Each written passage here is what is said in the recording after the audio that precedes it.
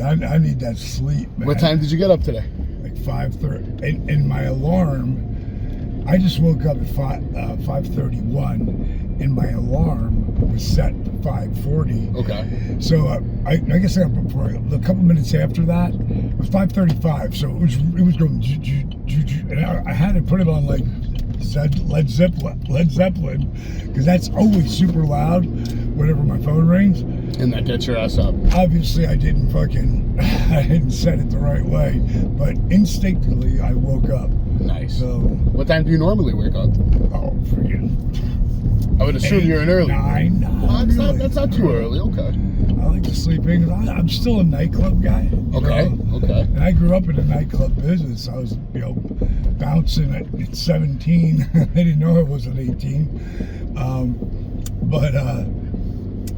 I was just bouncer, bartender. I was bartender. Then I was running clubs by the time I was 23 years old. So all in Jersey, right? Jersey No, Shore. all over Jersey. All over. I worked in Houston for a while. Worked in San Francisco.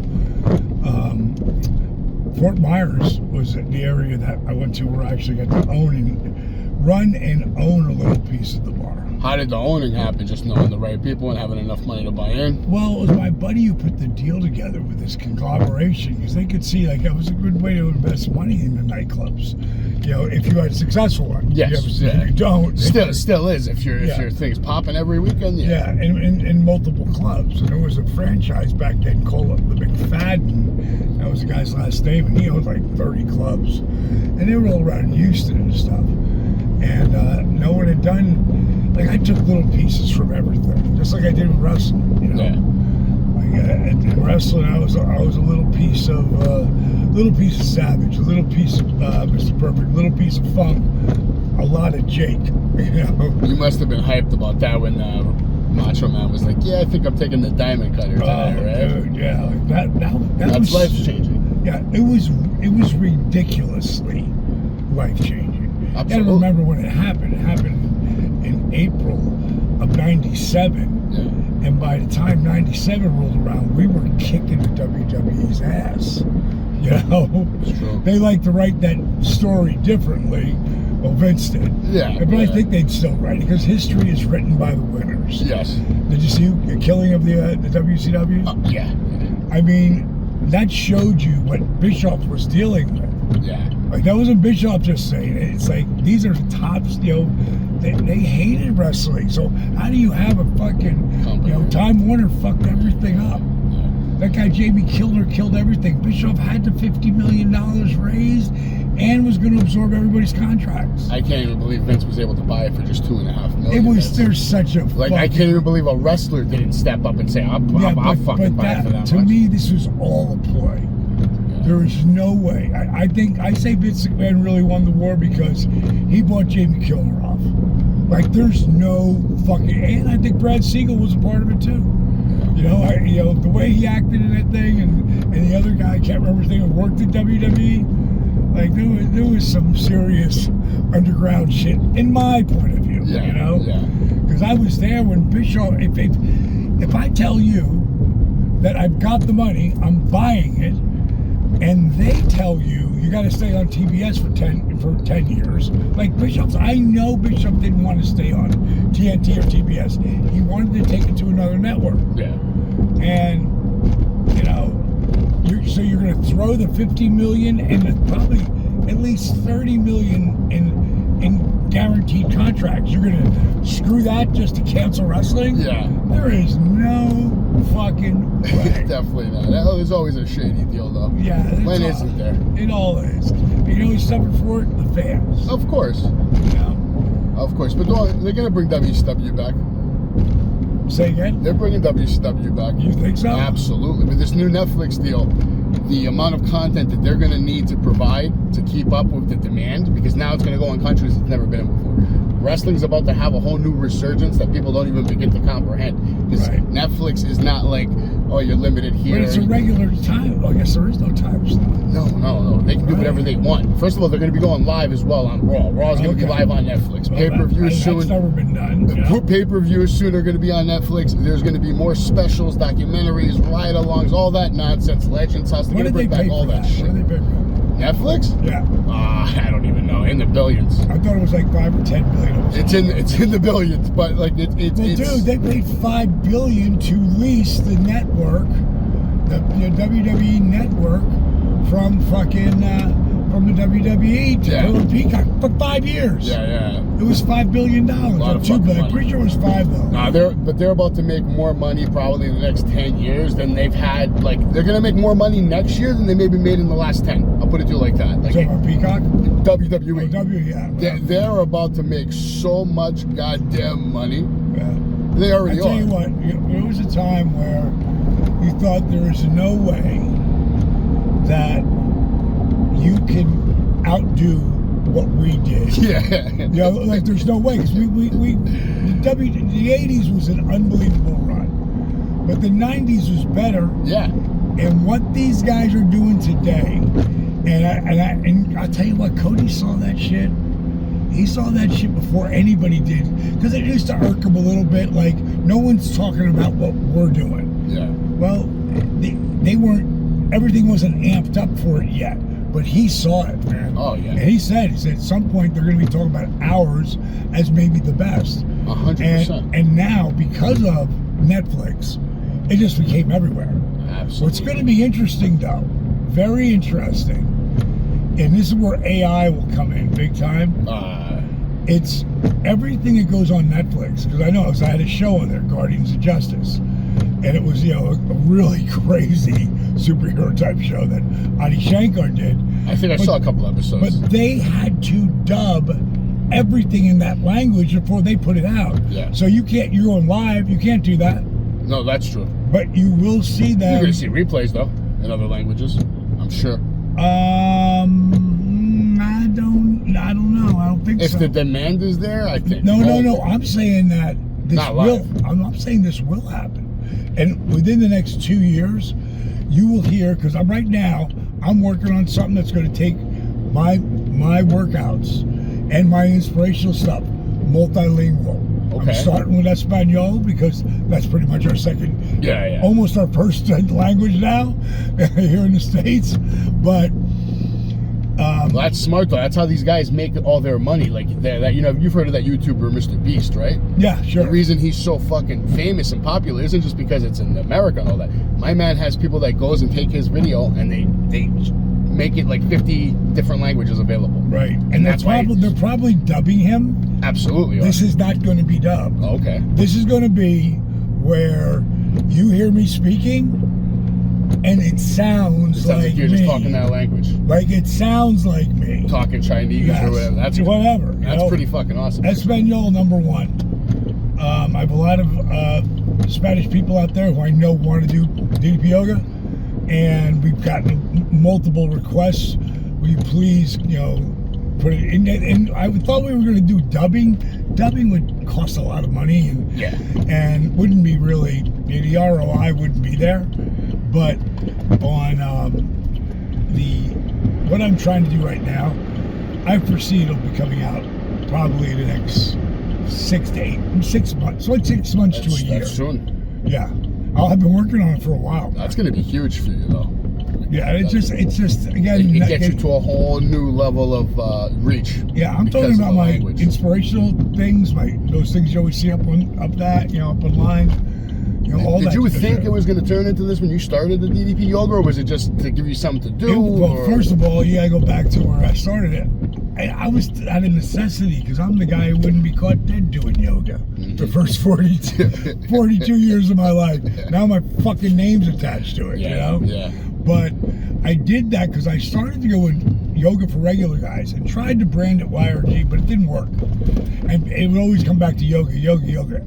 People who do my shit call it DDP yoga or they call it DDPY because they want you to know this shit's different, and it is. Well, you see from the results, man. Some of the stories are like crazy that you see these transformations from people.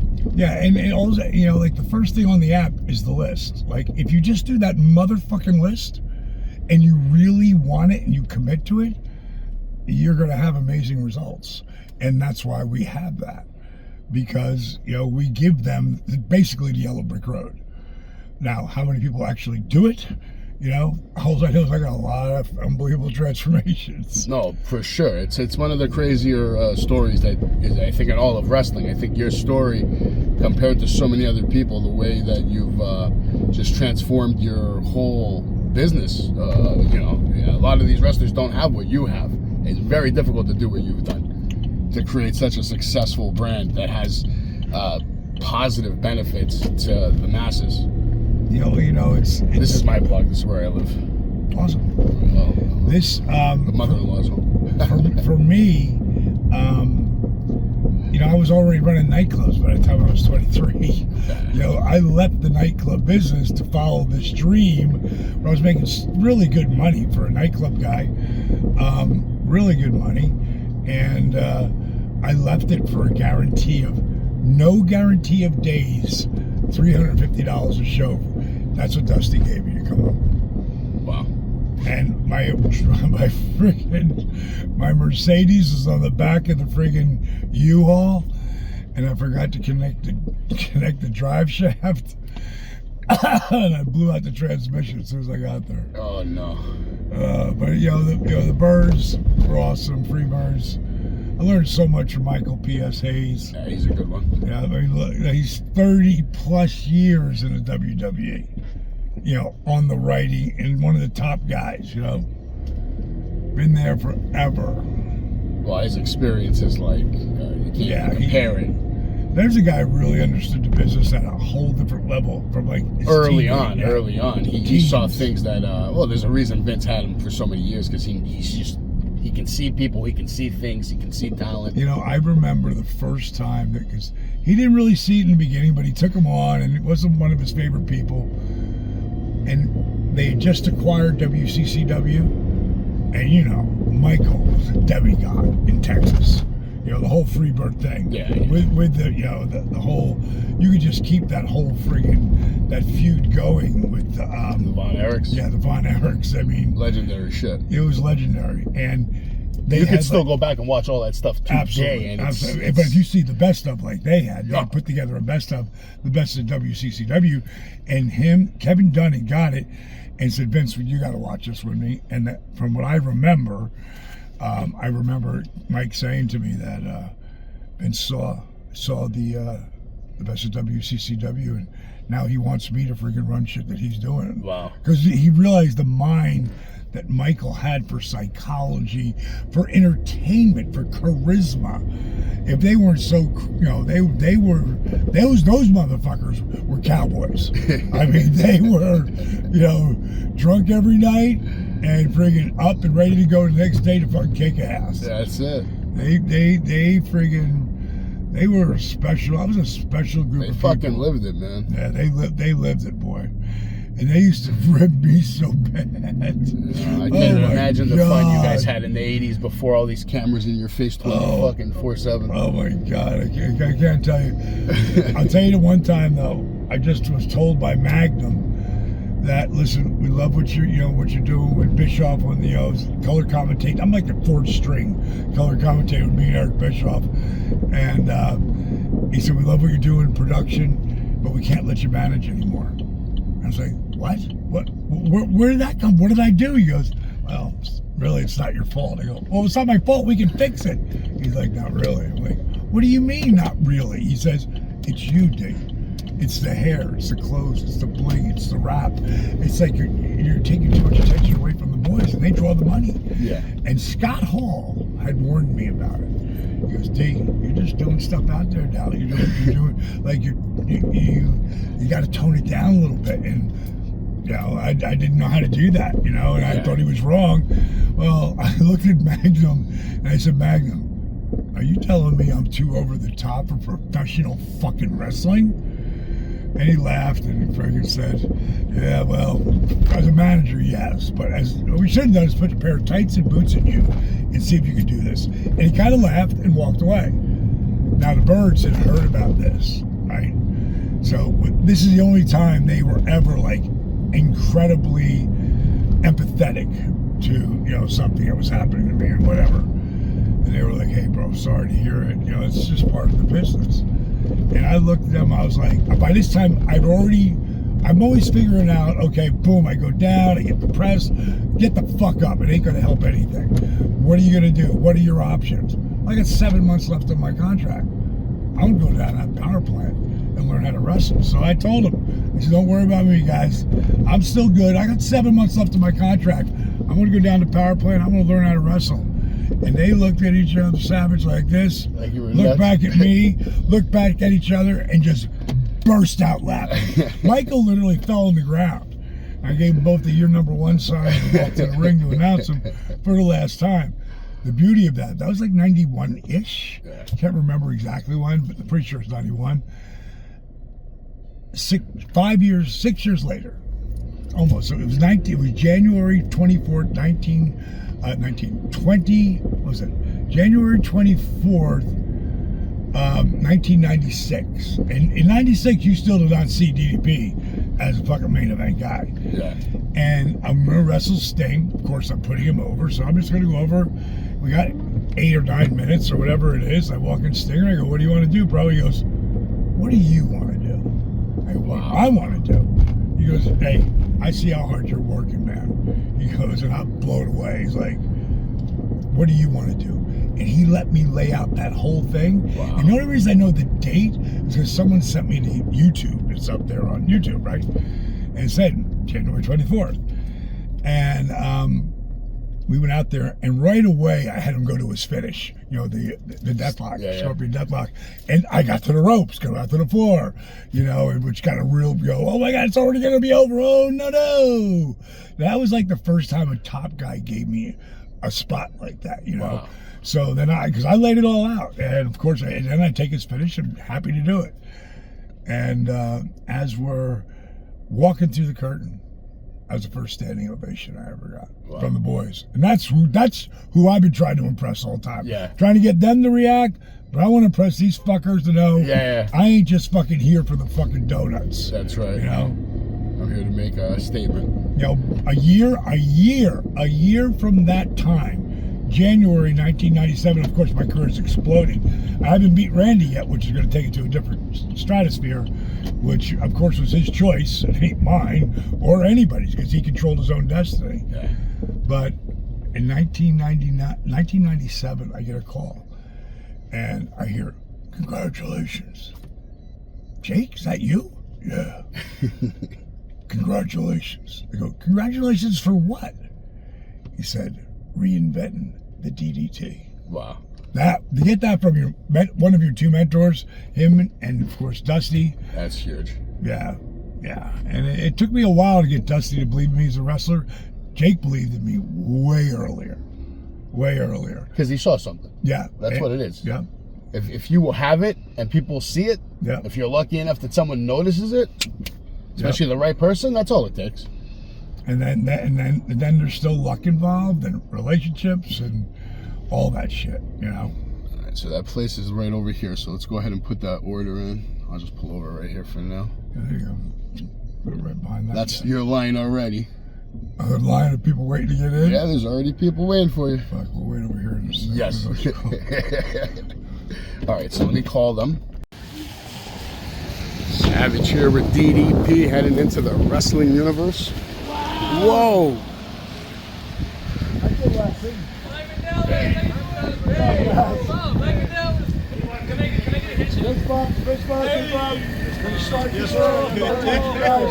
Yes, sir. He skipped me. You came comfortable. You're smart. What's wrong with us, dude? Throw up. DDP, good to see you, man. Push you guys right down the fucking rain. You got it, man. Thank you, my brother, for coming. What's up, guys? How you doing? That's what's up. The rain stopped, but at least we'll go get this thing started. Thank you for coming, my brother. My pleasure, man. Good having you, boys. Damn. See you guys inside. Getting going right away. Good morning. What's up, Doc? Right. Thanks, man. No problem, brother. So did you watch Mr. McMahon yet? Of course. What'd you think? I thought it was like everything else I've ever seen about him, to be honest. I've seen so many different documentaries they've made on WWE, the Monday Night Wars. I thought it was a collage of everything in one. it's a good puff piece about McMahon. I actually didn't think it. Yeah, It didn't make him look like a complete monster until like the last 15 minutes of the last episode.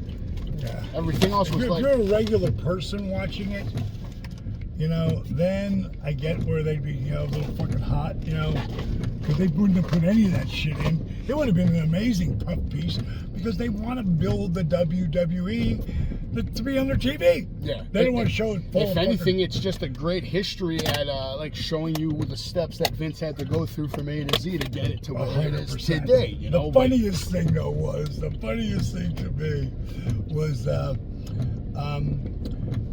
he's so hot at Ted Turner for buying his competition and shit.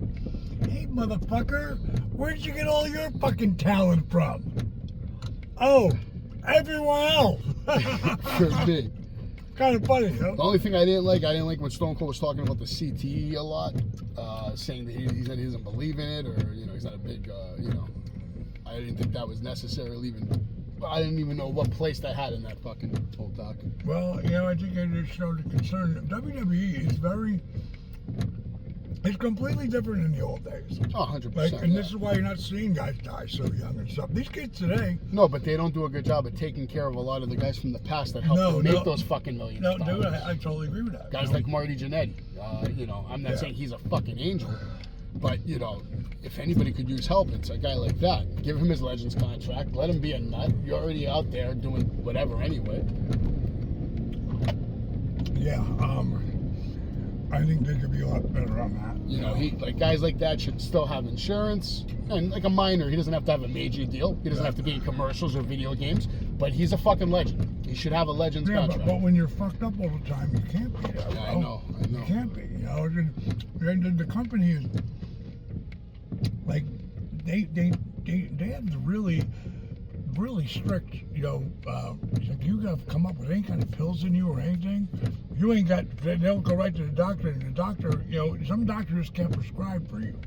So, you know, these guys don't drink the way we did either, you know, or party. No, a lot of them don't even party at all. Like, yeah, right. You know, they don't smoke, they don't drink. A lot of them are very straight edge. And that's why I think a lot of them are going to last longer and be able to take more punishment on their bodies. I agree with that. You know, as the shit they're doing today is amazing. Like a lot of people, oh, back in your day, oh, I go, hey, yeah, our day was great. The 80s was great. The 70s was great. But what they're doing to now, these guys they have the ability to be monster superstars outside of wrestling because of wrestling. Yeah. And The Rock broke so much groundwork for us, like for everybody. I think he's fucking amazing. Man. He's awesome. He's awesome. You know, I think he'd be the president if he wanted to. 100%. But I wouldn't be surprised. Why would you want that fucking job? No, it's a fake job anyway. But I think he did really great to open the door for Cena and Batista, and they both have stepped up. All these guys who have been in movies, TV shows, even Edge benefited from it. He's been in multiple TV shows, drama shows, series, sci-fi shows, movies. I told Marty, my advice was to him, you got to find a way to get involved in something else. If he could get straight for it would take a couple of years for Marty to be straight. But if he did, he's invaluable. I would believe that he would be an asset. 100%. You know, and that I would believe that the company probably would give him an opportunity, but he's never done that. Yeah. You know? Not for a long time. Well, one of the things that Triple H told me years ago when I just wanted him to know that I was working with Jake, and I was hoping to make a difference. And I said, I don't expect you to go, oh, he's saved. I know how many times Jake has fallen, and he's been good for months at a time. Yeah. I just wanted him to know what I was doing, you know, to help, to try to get my brother fucking sober, and he had to do the work. I could just be the guy. And then Scott came in too, and, you know, I ran into Paul over that period out at a radio station somewhere. He said, listen, I know what you're trying to do, and I really appreciate it. It looks like it's really doing good. But, you know, we have this policy where someone's got to be straight for a minimum of a year, you know, before they can consider. before they can even consider them. And it's so right. I mean, look what happened with Sonny. You know, especially like now the company's so big, they can't take a chance. Of they having can't more take a chance. bad press, bad stories. They can't.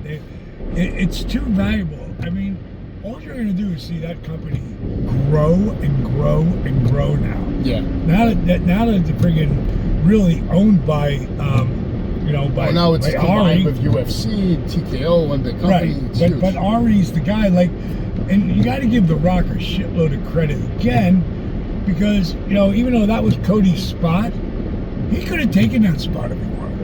100%. Because who's Ari gonna want at that time? Yeah.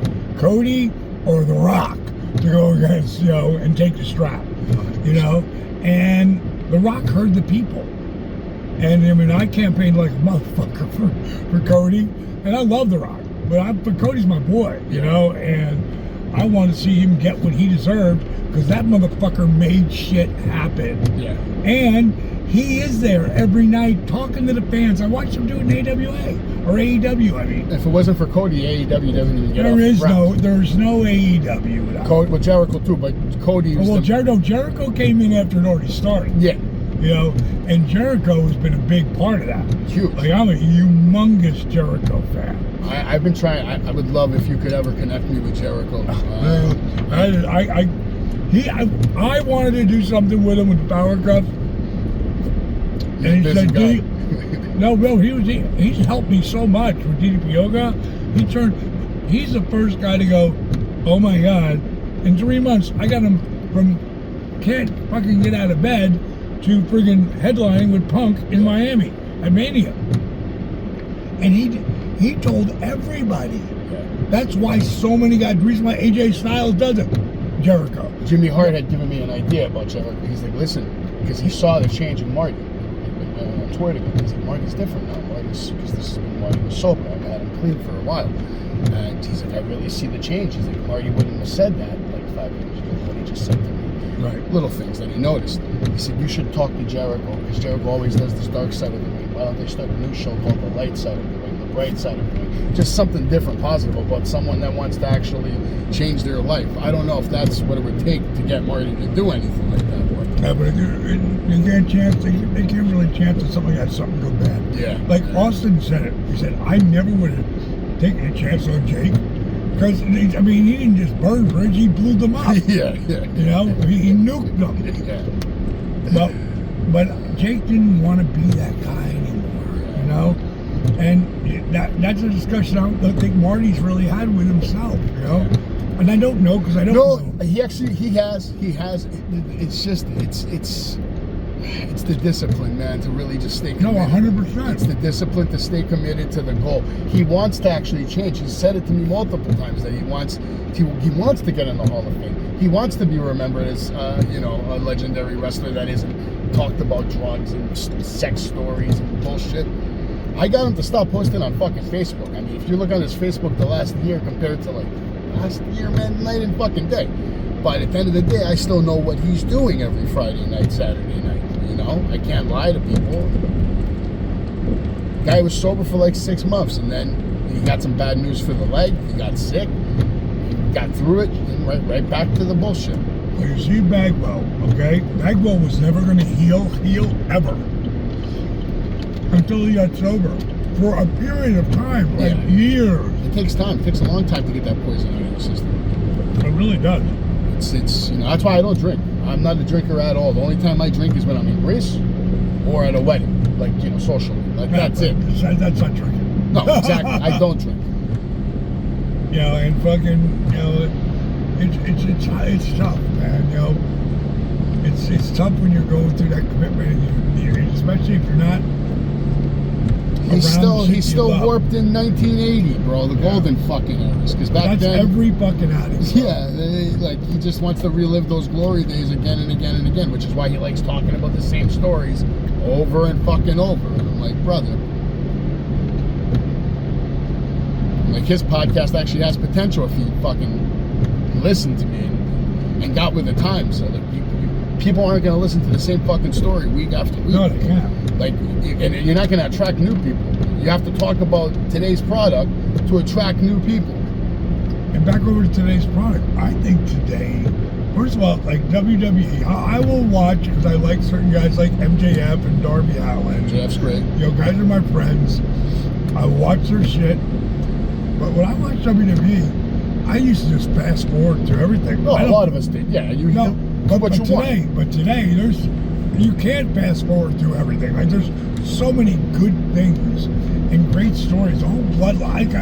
I can't wait. Right now, they're hitting on all fucking. They've been hitting on all cylinders for about the last couple of years. I'd say the last 2 years hard. Like the last 2 Manias were both well done, phenomenal. But look who you see. Vince, as good as Vince, as great as Vince was, he's close to an 80-year-old man. Yeah. He still has instincts, but Paul Levesque's are better. He's the guy. He's fucking, 48 or 50 years old, wherever he is now. He was the legitimate, probably perfect person to. The perfect, and he's straight edge. Yeah. Smart, gets the business. He's been through it. He's been through multiple eras. Was in WCW, came through WWF. He's got respect for the business. If you think about it, can you really name anybody who's had like a better like rise from the bottom to the top, like of a company? Like it's like saying this McDonald's guy, started working at McDonald's as a drive-through clerk or whatever, right. And now he's a fucking CEO. He's deciding what's on the value menu now. He's deciding what specials they're having. The way this guy went through the company, married the boss's fucking daughter, like it's insane, insane. If you remember, and they pointed it out in the Mr. McMahon thing, that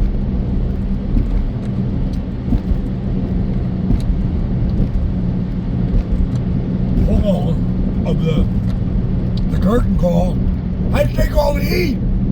He got buried down to the bottom of the card. Yeah.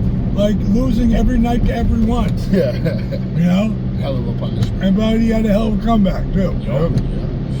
And it was interesting to hear Vince talk about how can't you marry someone like Paul, not Paul, but like Paul. That's great. Because Paul was the guy.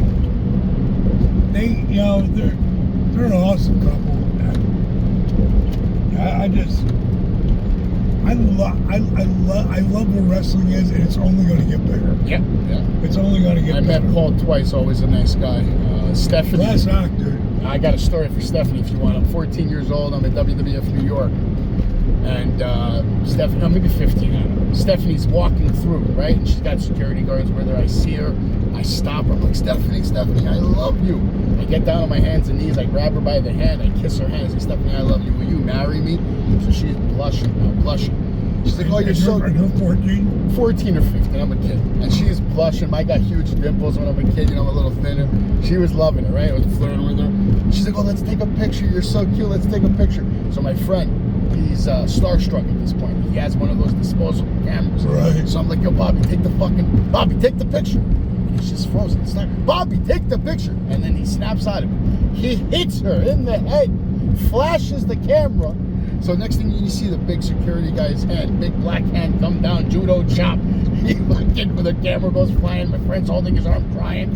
They take Stephanie and they run away. And I'm like, I can't believe you just did that, man. Like, she wasn't gonna say yes, but maybe we could have got free tickets or something, you bastard. That's my story. But I know she would remember that if I ever got the chance to. I had seen her at Mania. I was ringside. I was gonna go talk to her, but I didn't want to. She had obviously they have a huge entourage wherever they go. They have to, though. Yeah, of course. But she's so nice. She's like, you'd be shocked. Very down to earth, personable. She's so nice. Kurt was another one who I've been planning to work with Kurt now for a while. I booked him for WrestleMania 42 because he's already booked like next year. But he loves me. He loves my wife. We have a lot in common. His kid has autism. My kid has autism. So we do like a lot of talking on the phone. But the first time I ever met him, WWF New York, Vince is coming, Steph, Shane, Linda, and then behind all them, Kurt Angle, right? He's the current WWF champion. I'm like, Kurt, sign my belt. So he stops, and there's thousands of people there, right? I'm screaming like a maniac. I'm a kid, I'm a fan. He stops, he goes to sign my belt, right? And I had just gotten it, the fresh WWF World Championship, right? So he goes to sign in the middle. I'm like, no, not there. I'm like, that spot's for Triple H. Oh my God. And he looks at me like I'm the biggest jerk off he's ever seen in his life. And he gives me like a dirty look, and he's still, he's like, all right, where do you want it, kid? I was like, right here, right? And he remembered that when I had worked with him. He's like, that was you little shit. You'd be surprised at the memory some of these guys have, man. They remember, even Marty. You know, this guy could be wasted, but he'll remember shit like it happened yesterday. You say one word to him, all of a sudden he has a whole story for you. Right. You know, there's not a lot of guys like that left from that era that can like do that for you. You mentioned a certain kind of food, all of a sudden, How old is he? 64. And you say one word to him, all of a sudden pull a Yokozuna story out of his ass that he hasn't remembered in 20 years.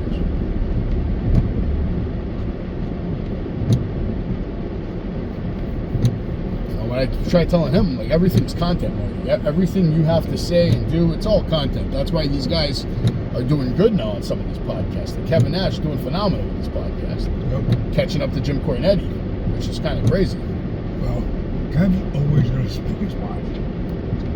Always. The fans eat that shit up. It's content. They do. The fans eat that shit up. They'll sit there and listen to you for hours. He's not afraid to say what he feels.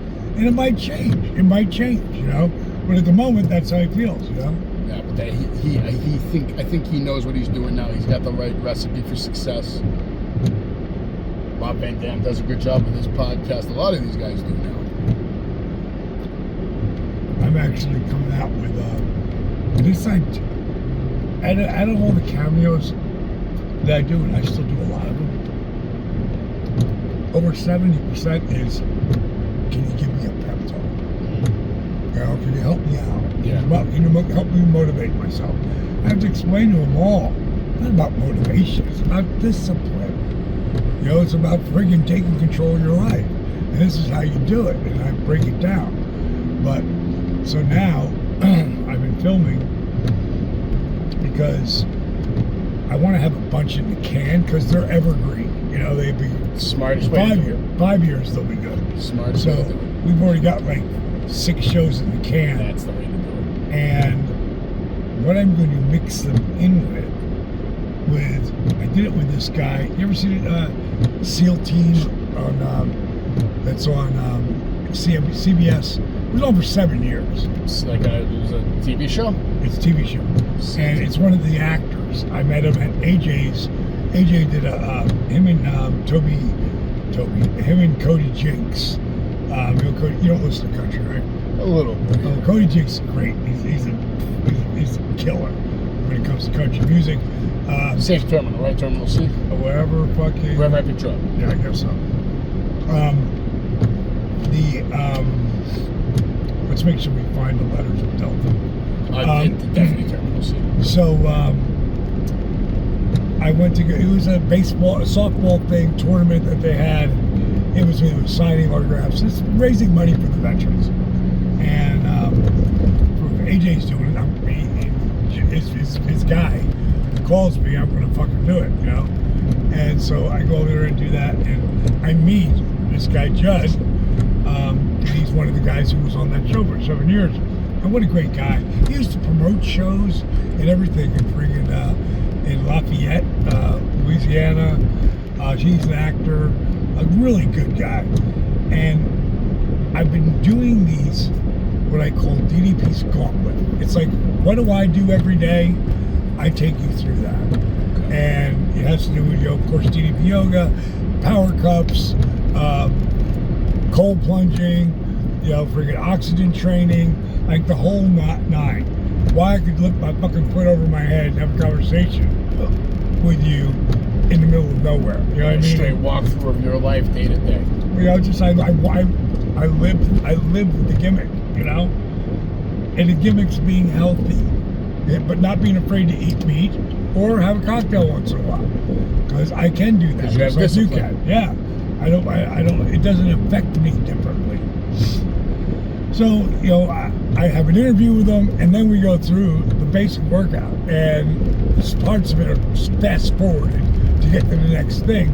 The next thing will be also enlightening. And Are you Sky Priority? Sky Priority, yes, sir. By the way, you fly, I gotta imagine you're like Dude, fucking. yeah. There's this program called 360, you know, when you're a Delta, and that's, you know, I'm always gonna fly Delta. I love Delta. It's expensive, but It's the best way to fly. Though. yeah, it's the most dependable anyway. Yeah. Or 5. Very rare that flight gets canceled. Oh, here we go, right here. Or 5. 1, yeah, at the end. All the way down. Yep, I guess so. Yep. Okay, on our video footage. All right. If you're going to use something, you need to let me know. Copy that. All right. No negativity. We didn't have any, but No. you never know. You never know how shit can be fucking construed. All right. So if you use something, you let me see it first. All right. What I'll do is I'll put a link that's private. I'll send it to you, Yep. and then whenever you approve it, I can make it public. Perfect. I appreciate everything. I saw brother. a retreat in Panama City Beach, right where the hurricane came. 30 miles to the left would fuck me. Jesus. But I built a place that was like a bunker, so it would have been a good time. I actually had a standing ovation from the boys in the back, right? And a year later, almost to the day, Jake called me up. I hadn't talked to him in a while. And I hear him say, "Congratulations." I go, "Jake?" Yo guys, what's up? It's me, DDP, and I'm at the Wrestling Universe right now. Come on down, or else. Bang! What was it called? Expendables? Not Untouchables. What was it? Expendables. Expendables, yeah. He called me up. He was on the set, and he told me, in a world of alpha males, there is one true alpha male, and his name is Sylvester Stallone.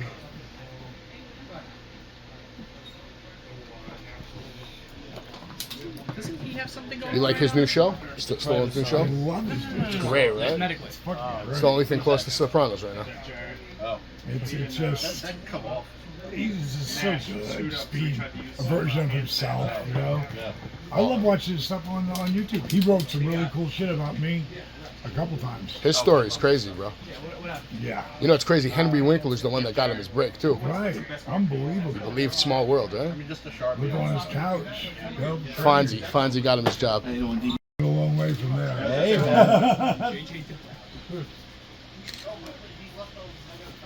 Yo, Appreciate it, sir. Thank you. okay, next one. Give me your right hand. Give me your left hand. That's cool. Okay, are you ready for a diamond cutter? Yeah. Yeah, get over here. Sell it. Sell it. Sell it. You're ready. Are you not selling? I'll take you to the table, then. Yes. You ready? Get over here. Sell it. All right, one more. Ah! Handsome Jimmy Valiant, when he was with the Valiant Brothers, definitely Dusty Rhodes. Oh, Dusty. Dusty, I love, and to think that he would become my mentor, and like a big brother to me. It was pretty. At an age when no one ever thought I could do it. It was pretty amazing. Okay, so you need your name on this too again, sub? Okay. S-A-L-V-A-T. S-A-L-V-A-T. O-R-E. O-R-E.